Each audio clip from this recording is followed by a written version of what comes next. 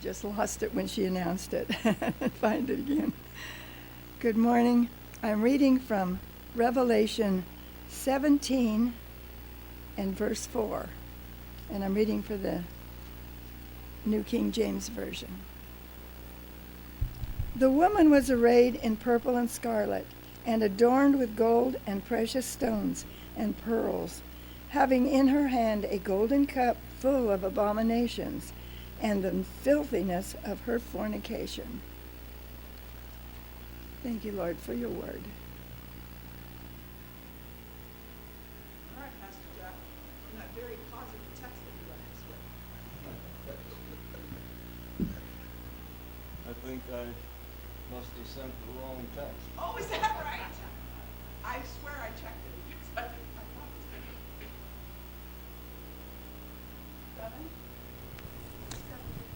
was 17:14. Anyway, it's not your fault. No, I'll get it.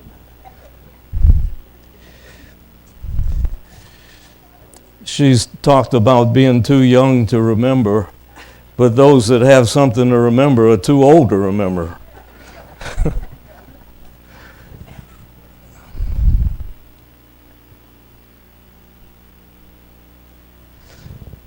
America, 250 years.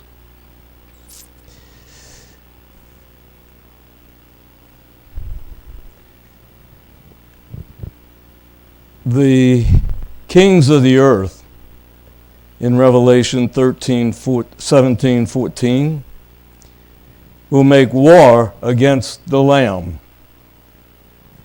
See, I told you I'd catch it for you. The kings of the earth will make war against the Lamb, but the Lamb will overcome them because he is Lord of lords and King of kings. And with him will be called his called and chosen faithful followers. Notice that in the end time, the book of Revelation points to a war. And the kings of the earth make war against the Lamb and those who follow the Lamb. That's you. You want to win? Yes or no? Oh, okay. I thought so. If you want to win, it's easy. Follow the Lamb. But on second thought, it's not that easy. Why not? Because in chapter 13 of Revelation, verse 11, I saw another beast coming up out of the earth. He had two horns like a lamb. But he spoke like the dragon, and he performed great and miraculous signs, and because of the signs, he deceived the inhabitants of the earth. So we have the lamb and one who looks like the lamb. And those who follow him will think that they're following the Lamb because they're deceived. And the person who is deceived doesn't know that what they know is not true. Think about that a little bit.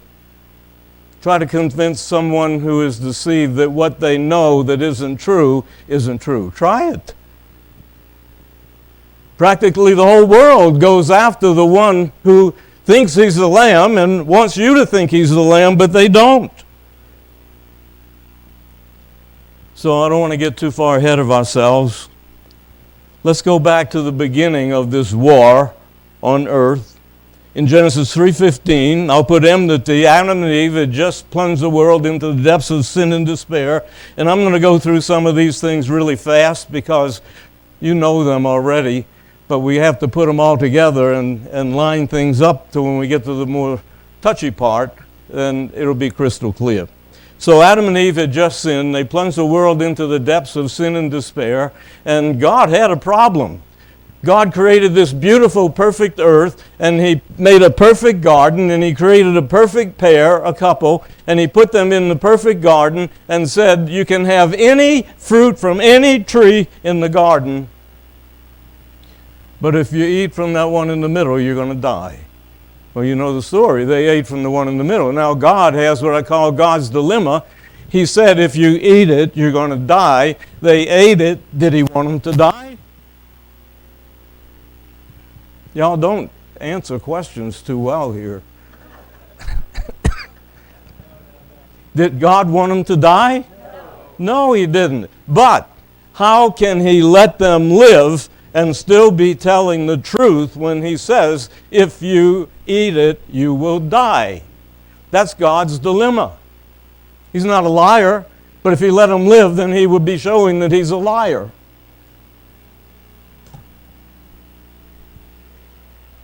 So then He went to Adam and Eve and He told them, I'll put enmity between you and the woman. Now He's speaking to the serpent. Adam and Eve were right there. He said, I'll put enmity between you and the woman. That's conflict and war, strife. And between your offspring and her offspring. And he will crush your head, and you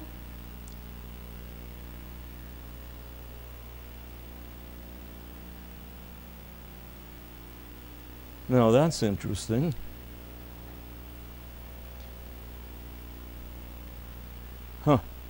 I erased the last half of that text. That's what you get when you write on iPads and stuff. Things disappear.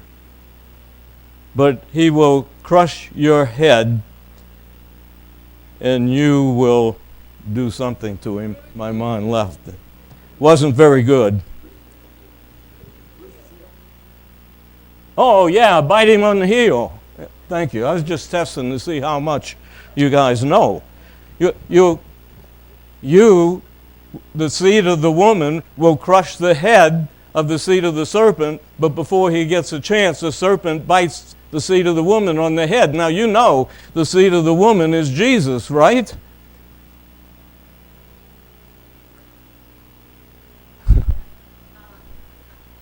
The seed of the woman is Jesus. I guess I'll just have to answer my own questions. The seed of the woman is Jesus.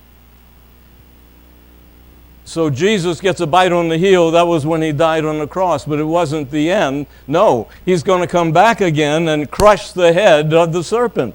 And that is the very first prophecy in the entire Bible, and all the rest of the Bible, all the way from there to Genesis, from Genesis 16, the next verse, till Revelation 22, all of the rest of the Bible unpacks that one prophecy. How is the seed of the woman going to crush the head of the seed of the serpent?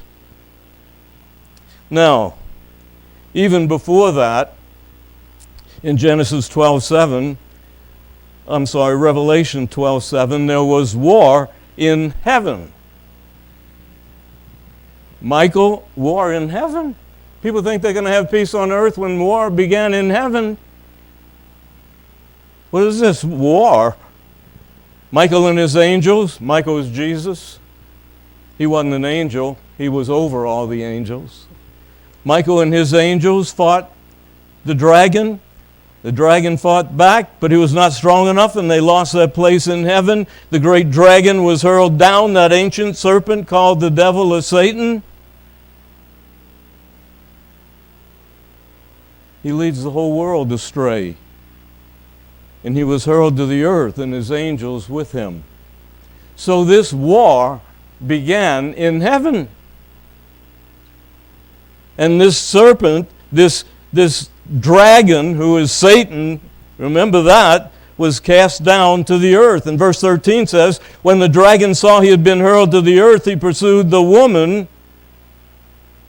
And I'm going to show you that the woman represents God's people, who had given birth to the male child. Now follow me a little bit here. When Adam and Eve sinned and God promised deliverance, that the seed of the woman would crush the head of the serpent,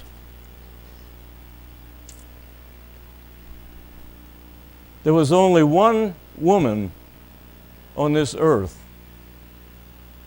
Who was that? Eve. They thought that Eve would have a son, and her son would crush the head of the serpent.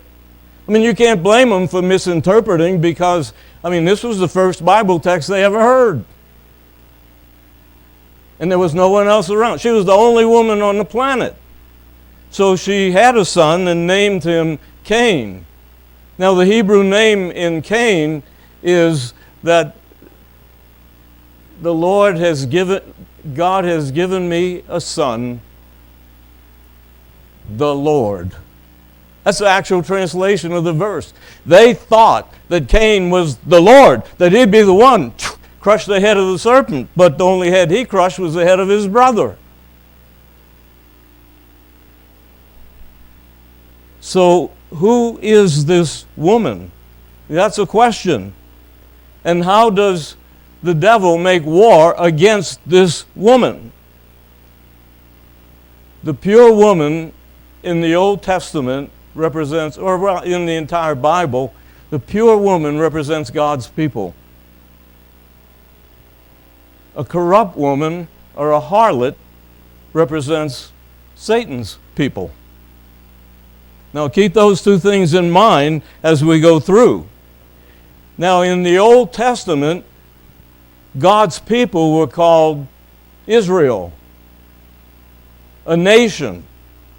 In the New Testament, God's people are called the church. So we have to figure out when the prophecies talk about a woman, is it in the Old Testament, Israel, the nation, or in the New Testament, Jesus and God's church? Well, what is he talking about here? Notice it says that the dragon saw that he had been hurled to the earth. He pursued the woman who had given birth to the male child. The male child was Jesus. She was about to give birth. Satan was there trying to devour that child the moment he was born. You can read all about it in chapter 12 of Revelation. Now, Satan never acts as Satan. He doesn't go running around with a little red jumpsuit, long tail with an arrow on the end and two horns on his head. No, he appears as an angel of light, the Bible even says. But this time, he's working through King Herod. Remember, he's trying to destroy that baby the moment it's born. King Herod is the one who issued a decree that all baby boys would be put to death under the age of 2. And so now we're discovering that since he's at war with the woman who had given birth to the male child, that woman has to be the New Testament woman, the church of Jesus Christ. So when he talks about the woman, he's talking about God's church. And that means the devil is furious with you sitting here this morning. So how did he make war, or how does he make war against the church? In Revelation 13:1, the dragon stood on the shore of the sea. Remember? He was an angel in heaven, lost the war, came down, hurled down to the earth. Now he's standing on the shore of the sea, and I saw a beast coming up out of the sea. And he had 10 horns, 7 heads with 10 crowns on his horns. Now, so here's the devil. He's looking out over the water, and he sees this animal, this beast coming up out of the water with 10 heads and 7 with 10 horns and 7 heads and 10 crowns on his horns. A beast, according to Daniel 7:17, always represents a nation in Bible prophecy. So he's watching a nation rise to power. And this nation had crowns. So that means they had kings ruling over them. And not only that, he's coming up out of the water. in Revelation 17 says the water symbolizes multitudes of people. So here he is, the dragon, that's Satan, looking out over this massive sea of humanity at war and strife with each other, and he sees one nation rising to power.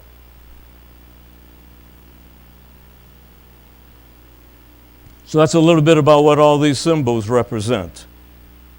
And then in verse 2, still in chapter 13, the dragon gave the beast his power, his throne, and great authority. So Satan sees this nation rising to power in the midst of a multitude of people, and he gives that nation his authority and his power.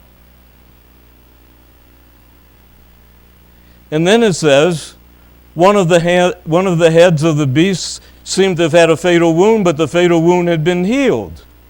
So he would receive his authority. This nation will receive authority from the dragon, but sometime later he's going to lose that authority. You keeping this picture in mind? If I'm going too fast, say something. I knew I was safe because you never say anything. Okay.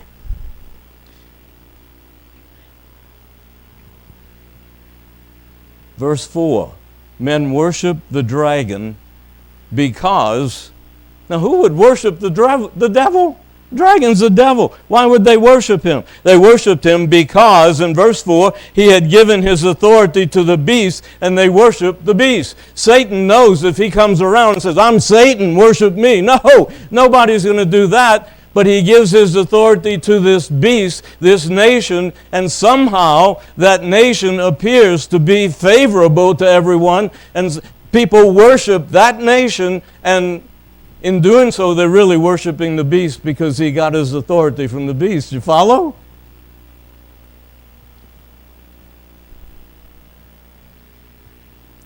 And now, gets a little bit more, you need to be awake kind of stuff for just a couple of minutes. Notice this beast receives worship. That means that it's a church, a nation that's also a church. And we know that that church was a church that developed into the church at Rome in the medieval times. And we have all kinds of, if this is new to you, then let Pastor or Dr. Ron know, and he can go through and I mean, this is just not even debatable. It's crystal clear. So he's given power to make war against the saints of God and to conquer them. Notice the beast exercises his authority in verse 5 for 42 months. I want you to remember that number. We're coming back to it. 42 months. You got it? How many months? You did get it. Good for you. 42 months. And he was given power to make war against the saints and to conquer them and to have authority over every nation. So here is a church joined together with the state that has the power to force everyone to accept its particular brand of worship. For 42 months.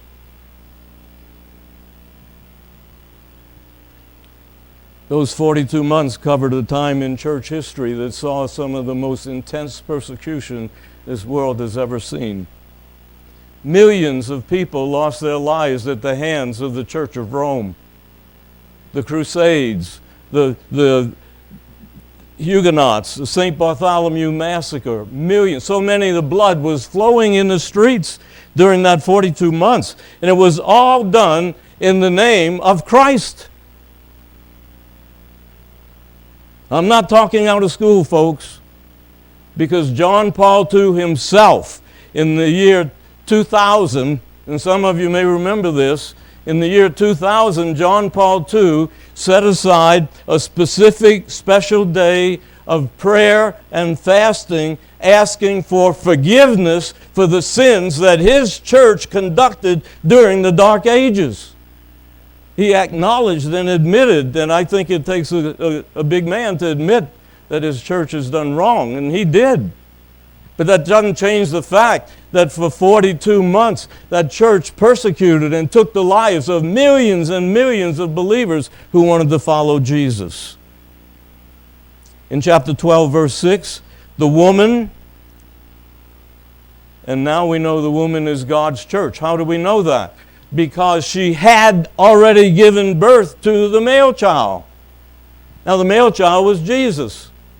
And if she had already given birth to the male child, are we in New Testament or Old Testament times? New Testament, because Jesus is there. And so now we discover that the woman, God's church, fled into the desert to a place prepared for her by God to be taken care of for 1,260 days. Remember I told you, remember the 42 months of persecution? If you multiply 42 months times 30 biblical days in a month, it comes out to 1,260 days. But in prophecy, a day is a symbol for what? A year, you know. It's a symbol for a year. And so the persecution was to take place for a period of 1,200 years where Rome would persecute those who opposed her. I remember we were doing a Revelation Now down in South America in Brazil, and while we were in, not Brazil, in, where was it? You don't know. Lima, Peru. We were in Peru, in Lima. Took a tour. They took us to this big cathedral, went up on the platform, looked down over the railing, and there were thousands of skull heads and bones in a circle, and bones radiating out like the sun from the skulls in the center. And I said, "Who are those?" She said, "Well, those are priests and nuns that served here." I said, "Well, how many are there?" She said, about 75,000. I said, 75,000 priests? It wasn't priests. It was people that wouldn't go along with the worship proposed by the Roman Church.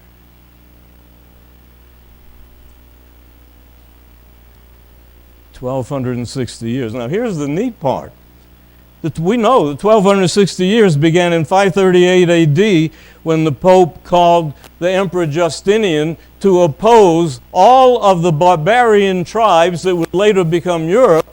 They were threatening him, so he called Justinian the emperor. So the Pope, church, emperor, state together, and Justinian wiped out the tribes that were opposing him, just like the Bible said it would happen. And in 1798, exactly 1,260 years later, Napoleon sent his General Berthier to Paris, where he captured the Pope, took him to Italy, where he captured the Pope, took him back to Paris, and died 1,260 years after gaining the power to persecute those who opposed him. Well, what does all this have to do with the 4th of July and 250 and all that? Yeah. In September 1620, the Mayflower left Plymouth, England, and the 100-foot ship had 140 pilgrims and crew members crammed in there, extremely cramped conditions. Their purpose? To escape the religious persecution in Europe and establish a new country with the right to worship God freely. I don't know how much they're going to be talking about that today. But that's why they came over here. Finally, they saw Cape Cod and caught a glimpse of what would be the United States of America for the first time. Yet, as honest as these God-fearing people were, the pilgrims did not fully grasp the full meaning of freedom of religion. They didn't grasp the full meaning of religious liberty. Why not? Because they were not ready to give other people the freedoms that they sacrificed so much to obtain for themselves, but they weren't willing to give it to others. They formed a state church here in America. And you can read all about it in Great Controversy, page 293. They formed the state church. Everyone was required to contribute money to support the pastors. They were forced to do it. Governors were authorized to block false teachings. Church attendance was required under a penalty of fine or imprisonment.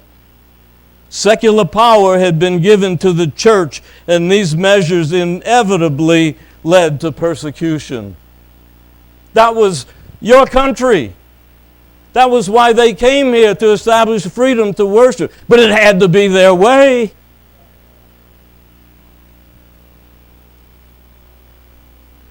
Ellen White writes, 11 years after planting the first colony, Roger Williams came to the New World to enjoy religious freedom.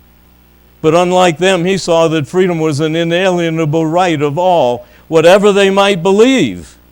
Roger Williams said, doesn't matter what they believe, they have the right to worship God. He passionately opposed that law. He was banished from the colonies, forced to flee amid the cold storms of the winter, stumbling at last to the shores of Narragansett Bay in Rhode Island. And in 1636, he founded a little colony where every man should have the liberty to worship God according to his own conscience. Read about it in a Great Controversy. That was Roger Williams. His little state, Rhode Island, became a haven for the oppressed and appropriately named the capital city, Providence. Wow. What is Providence? What does that mean? It means God's protective care and guidance as He arranges circumstances that move us to His purpose. They named Rhode Island, capital Rhode Island, Providence, because they believe with all their hearts that God led them there. Through all the suffering, didn't matter, God led them there. Rhode Island grew and prospered until its two basic principles, civil and religious liberty, became the cornerstones in that grand old document which was formally approved 250 years ago. On July 4, 1976. To this day, the United States Declaration of Independence contains these famous words, "We hold these truths to be self-evident that all men are created equal and that they are endowed by the Creator with certain unalienable rights, that among these are the life, liberty, and pursuit of happiness." The Constitution guarantees, in most explicit terms, Congress will make no law respecting an establishment of religion or prohibiting the free exercise thereof. That's what America was all about. From her very beginning, the U.S. was destined by God through His providence to a special kind of greatness. Ellen White wrote in Maranatha 193, "The Lord has done more for the United States than for any other country which the sun shines on." And you live here. Are you thankful? George Washington's trust in God's providence. Remember providence, remember what it means, that God is arranging things so that His end goal is what's going to happen. George Washington believed in providence. His trust in providence gave this new nation the push that it needed to reach incredible heights foreseen by God's prophets. Wow. In his book, The Bulletproof George Washington, David Barton wrote this, The young Colonel Washington, this is at Fort Duquesne, the young Colonel Washington, under the leadership of General Edward Braddock in the midst of the French-Indian War, faced an extremely close brush with death. Washington had warned General Braddock of the tactics with which the Indians fought, but the proud Braddock had no use for this young upstart and his experience of fighting against them, and it cost him his own life and the lives of his officers and many men. Every one of the 714 American and British officers, except Colonel George Washington, was either wounded or killed. Washington alone was unharmed. Why didn't they kill Washington? He tells his brother in a letter, "Dear Jack, I have heard since arriving here that an account of my death, even my dying speech. I assure you that I still exist, and I appear in the land of the living by the miraculous care of God's providence." He believed with all of his heart that God kept him alive for something special. It protected me beyond all human expectations. I had 4 bullets through my coat, 2 horses shot from under me, yet I escaped unharmed at Fort Duquesne. He believed in God's providence and that it preserved his life for greater purposes. No wonder he often referred then to the providence of God and expressed praise and gratitude to God. Long after the war, he wrote, "No people can be bound to acknowledge and alone and adore the irresistible hand which conducts the affairs of men more than the people of the United States of America. Every step by which they have advanced to the character of an independent nation seemed to have been distinguished by some token of God's providence." He believed that. The leaders of our country, the people of our country, believed that God had something special in store for the United States of America. In honor of God's providence, George Washington said, "I assign Thursday, November 26th, to be a national day of thanksgiving and prayer." Notice, thanksgiving and prayer, devoted to the service of the great and glorious God by the people of these United States, so that we may all unite in giving Him our humble thanks for His divine providence and protection as they became a nation with the right to worship God freely. That's the reason the United States of America exists. But George Washington's God of providence had something far greater in mind than the general could ever see. By that Thanksgiving, 3 important things were happening. In 1798, the U.S. was firmly established with an inalienable right to worship the Creator. Second thing, 1798, Napoleon took the Pope captive to Paris, where he died 1,260 years after coming into power, thus freeing the world from Roman tyranny. Third thing, by 1798, the French Revolution propelled France to become the only nation to legally decree there is no God. And nearly the entire population rejoiced and they were dancing in the street. Secular atheism, with its age of enlightenment, had reached its peak around 1798. There was no room for God. And that set the stage, and this was so miraculous to me, set the stage in 1831 for Charles Darwin to begin his research aboard the HMS Beagle, which resulted in his book, The Origin of Species, popularizing the theory of evolution. Now, the founders believed, and it's written into the Constitution, of the Creator. And now Charles Darwin is saying, as a result of the secular atheism at that time, no God, no God, no, it all happened by evolution, by chance.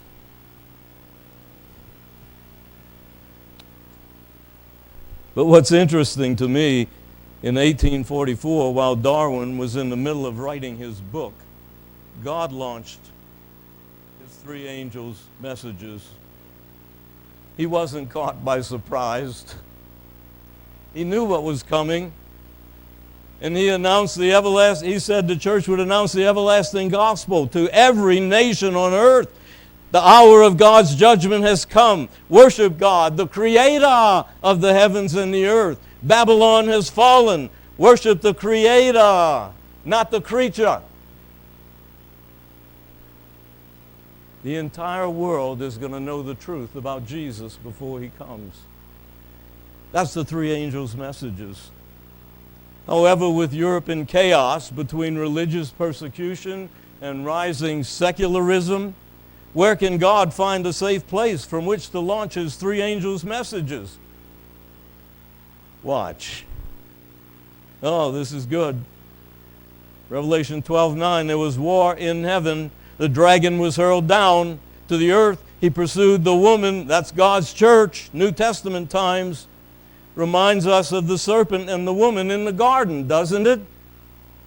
In fact, now we're beginning to see the fulfillment of that prophecy that God mentioned in Genesis. The dragon, Satan, is at war, the serpent at war with the woman, God's people.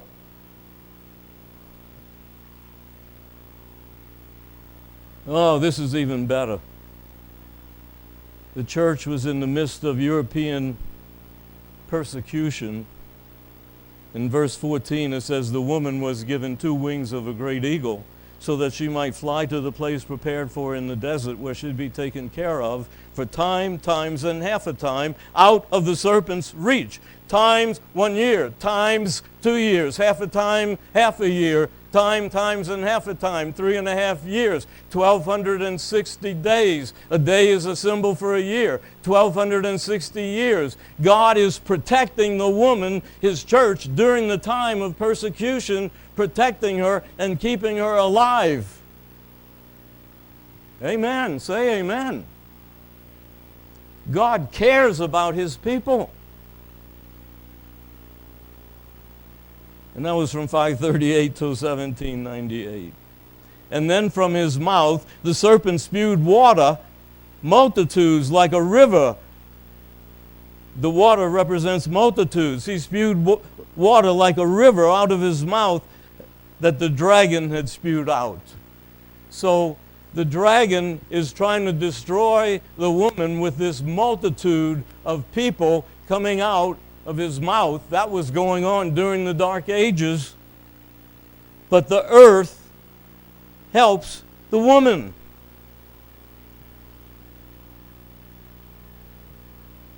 In Revelation 13:11, how does the earth help the woman? Then I saw another beast in 13:11. I saw another beast coming up out of the earth.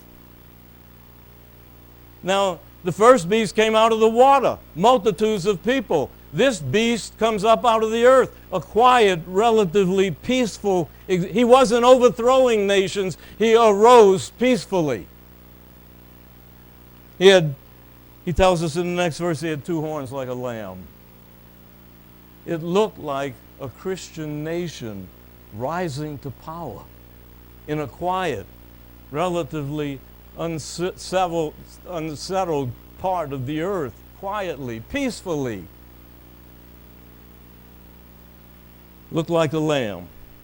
He wanted to appear as a Christian nation. Verse 12 says it would rise to power around the time the first beast would receive a deadly wound in 1798. There are no crowns, no king on this nation. It's a republic where the people rule. The first beast, Rome, arose out of the water. This beast, lamb-like horn, seen coming out of the earth. Instead of overthrowing other nations, he must arise in a territory sparsely populated and begin gradually and peacefully. And you know that that country is the United States of America. Let me tell you a little story. I can't read that clock up there. Do I have any more time? A little more? Time for a fascinating story. You want to hear?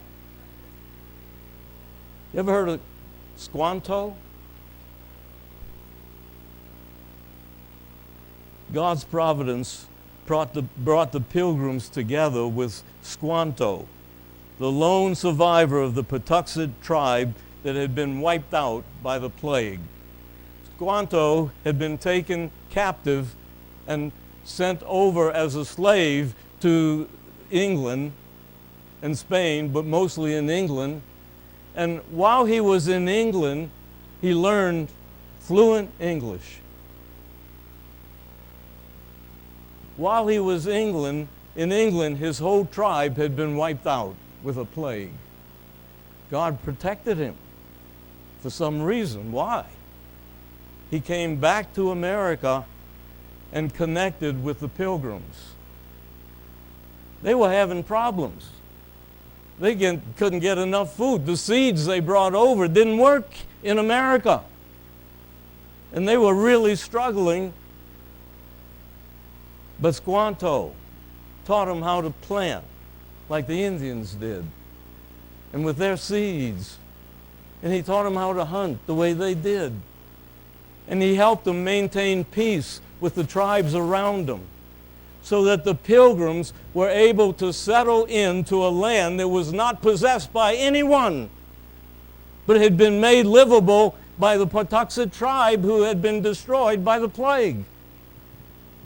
And peacefully, these pilgrims began to grow and multiply. God in his providence moved on Squanto's heart to play a key role in maintaining peace between the pilgrims and the local natives. Can't you just see? That's the beginning of America. Squanto and the pilgrims. Peacefully, not fighting. But you know that everything God does is good. The devil's there trying to mess it up. Squanto and the pilgrims were a living image of a Christian nation quietly rising to power as a mighty nation around the late 1700s. And the earth began to swallow up the river of waters spewing out of the serpent's mouth. What a prophecy. God's fledgling church in a new country now, free from the tyranny of religious persecution, launched the great Advent revival that would become global in 1844. You heard of that?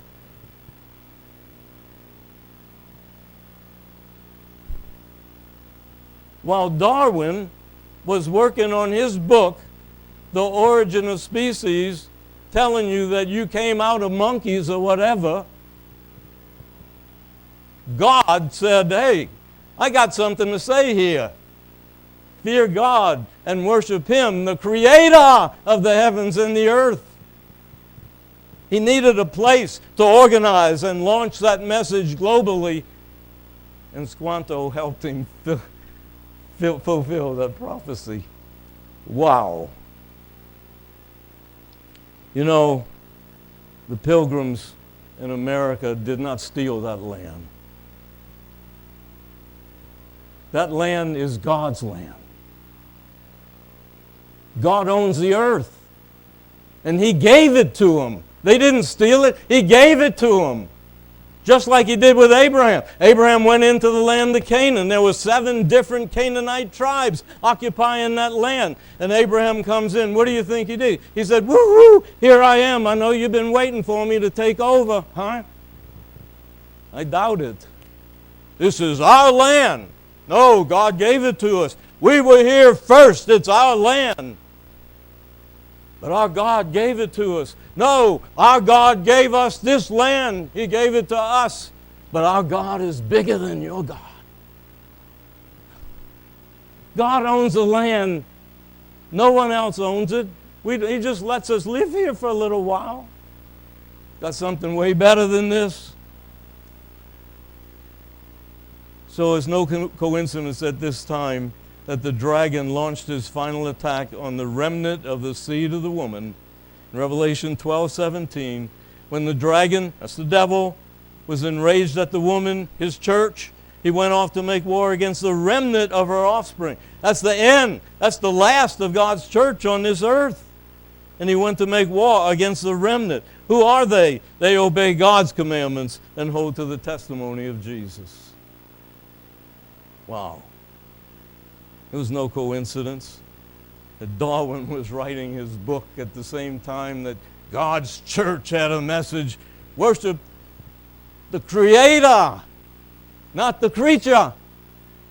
The beast, just the creature. Worship the Creator. In 1874, J.N. Andrews was sent as the first official Seventh-day Adventist missionary to Europe. He started a publishing house there to print the three angels' messages. And from that humble beginning, the American Bible Society reports that the Seventh-day Adventist Church has missionaries preaching the gospel in more countries than all other Protestant churches added together. That's not our church boasting. That's the American Bible Society doing a survey and saying those Adventists have more missionaries in more countries than all the Protestant churches added up. I'm not saying that to be boasting, but God created this country as a platform to preach the three angels' messages to the world, and we take that seriously. But there's a surprising twist as we come to the end. Then I saw another beast coming up out of the earth. He had two horns like a lamb, but he spoke like the dragon.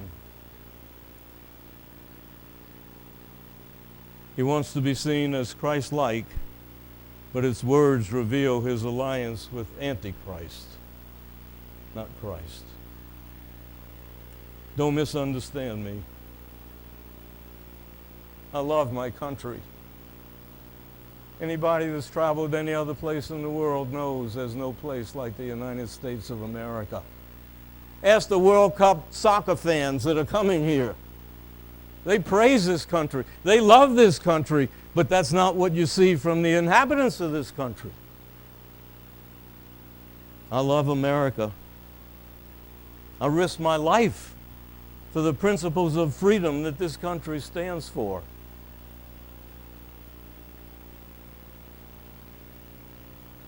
But the U.S. is going to change. Jesus already warned when he was here. In Matthew 7:15, in the end days, he says, be prepared, be aware of false prophets. They come to you in sheep's clothing. They look like a lamb.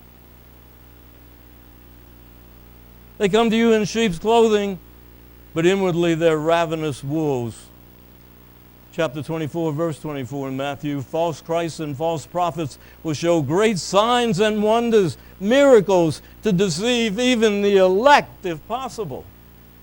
Jesus saw what was going to happen to the United States of America. Be careful who you believe. I mean, whoever you believe.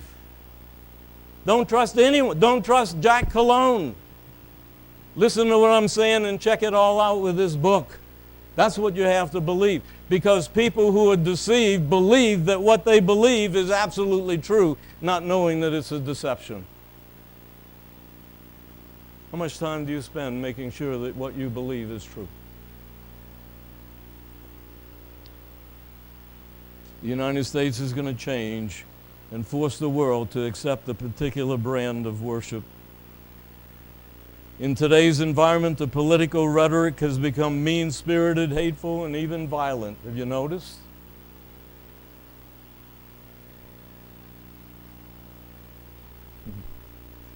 Combine that with increasing war, natural disasters foretold by Jesus, no one is going to know what. We are going to reach the point to where no one knows how to solve problems. It is so bad, not even the greatest president's going to be able to solve it. And that's when the world's going to be crying out, who can help us? Someone help. And it paves the way for Protestant America to reach across the gulf and unite with the Antichrist, the dragon, and false prophet to form Babylon.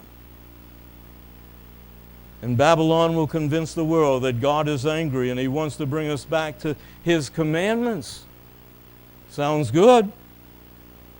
We're already hearing talk about stripping away freedoms, aren't you? In fact, there's some that are even talking about the president signing a national Sunday law today, July 4, 2026.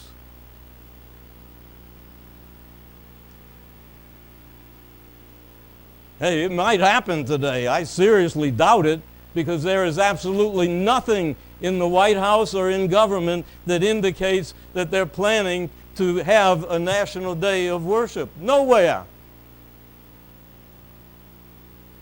But there was a document suggested a year and a half ago by the Heritage Foundation that suggested a national day of rest on Sunday.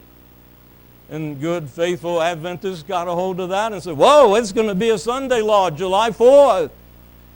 You may have heard it. It's out there on the internet all over the place. We don't know when that's going to happen. We just know it's going to happen.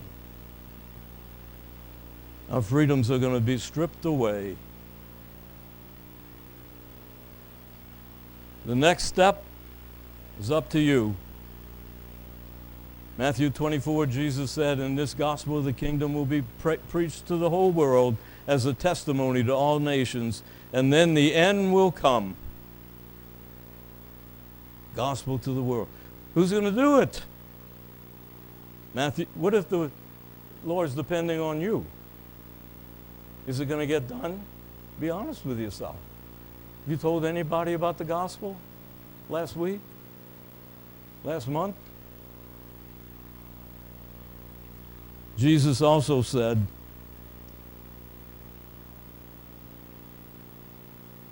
in Matthew 28:19, therefore go and make disciples of all nations, baptizing them in the name of the Father and the Son and the Holy Spirit. The next step is up to you. Me, us, sitting here this morning. You are the three angels' messages.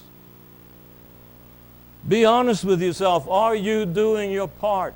We got right here lessons from history, great controversies. You all got one. Most of you are probably going to take it and put it down, and that'll be it. Read it first if you haven't read it yet, but give it to somebody else. That's just a little thing, but take a little step, baby step first, and then maybe you'll be up here preaching one Sabbath. I shouldn't have said that. Now you're going to be scared to death to give out a book. The next step is up to you. Revelation 14:6, I saw another angel flying in the midair. He had the eternal gospel to proclaim to those who live on the earth, every nation, tribe, language, and people. That's you. You are the three angels' messages. Are you doing it?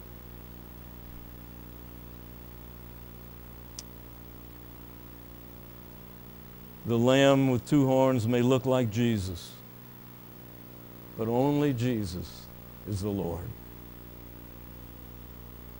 In order to become conquerors, as required in each letter to the 7 churches in the book of Revelation, believers must be true and faithful witnesses.